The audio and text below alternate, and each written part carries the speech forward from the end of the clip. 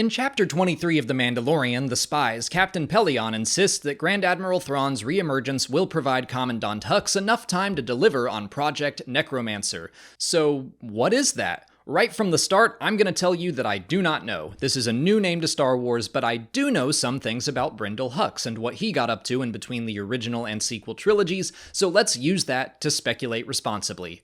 Commandant Brendol Hux was the father of General Armitage Hux, first seen in The Force Awakens. He served the Republic in the Clone Wars, and his experiences shaped his military philosophy. As part of the Galactic Empire, he felt that the clone troopers were superior soldiers to stormtroopers because they were trained from birth. After the Battle of Endor, he joined a Shadow Council led by Fleet Admiral Gallius Rax that was meant to revitalize the failing Empire. During that time, Brendol began training orphans as child soldiers, which met the approval of his superior. Rax orchestrated the Battle of Jakku, which wasn't really meant to be some glorious return for the remaining Imperials. Instead, it was part of Palpatine's contingency plan, where Rax was supposed to wipe out both the Empire and the New Republic. But Hux was spared that fate, and Rax told him that he was to be an architect of the future to come.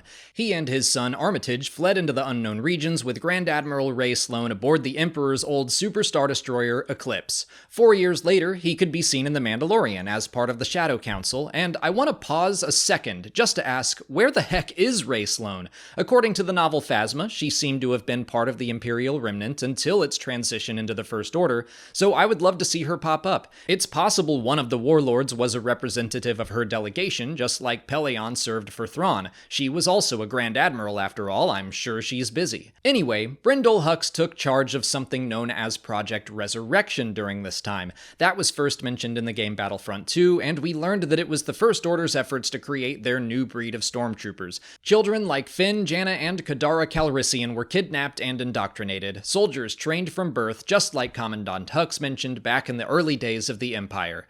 In the novel Phasma, he and several other members of the First Order crash land on the planet Parnassos, where they meet a warrior named Phasma. She helps them all survive in exchange for escape from the brutal world. She succeeds and is permitted to train the First Order's child soldiers from that day forward, but eventually, Armitage Hux, who was abused by his father his entire life, teamed up with Phasma to assassinate Brendol. And that's the story of Commandant Hux. So, is there anything we can learn from it? When I first heard Project Necromancer, I mistook it for Project Resurrection because they are kind of similar names. They both have to do with bringing something dead back to life, although necromancy definitely has more magical and sorcerous connotations, but necromancy's definition states it's about communication with the dead to magically reveal the future.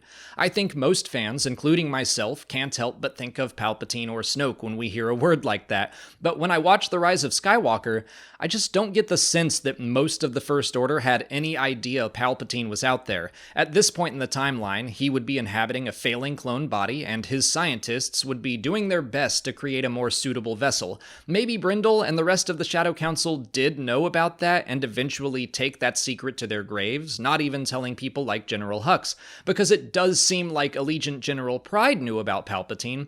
All of that is kind of a mess right now, which is frustrating, but also nothing new to Star Wars. The creation of the Clone Army was a mess in the prequels for a while until stories like Darth Plagueis and the Clone Wars came along to make some sense of it. So I am intrigued by the chance to maybe clear up the relationship between the First Order, the Sith Eternal, Palpatine, Snoke, and now the Imperial Remnant. But I should also point out that Project Necromancer might have nothing at all to do with Palpatine. When we first heard teases of Project Resurrection, it was basically the same situation. Most fans, including myself, thought it was a hint for Snoke, and then it was more about the resurrection of an Imperial-style military. Project Necromancer might be a metaphorical name rather than a literal one, but Gideon did say that Hux was obsessed with cloning, and Brendol asked about Pershing and his research. In Chapter 19, Pershing talked about his attempts to take the best attributes of two separate donors to combine them into one, and in Chapter 23, Gideon said something similar about taking the strongest aspects of several cultures to create an unstoppable army.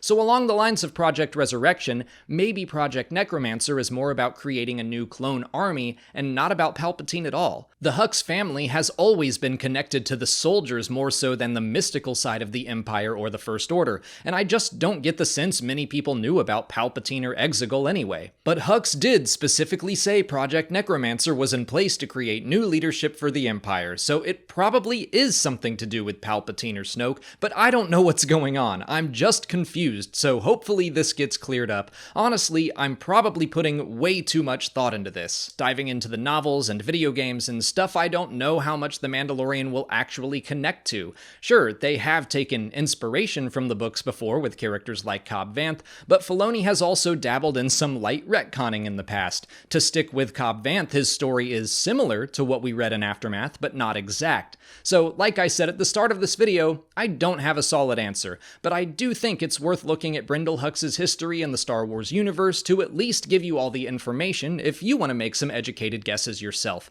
So, what do you think Project Necromancer is? Let me know in the comments. If you haven't already, please like this video, subscribe to the channel, follow us on TikTok, Twitter, and Instagram, and consider checking out our Patreon page for video reactions and audio commentaries for every episode. As always, thanks for watching, and may the Force be with you.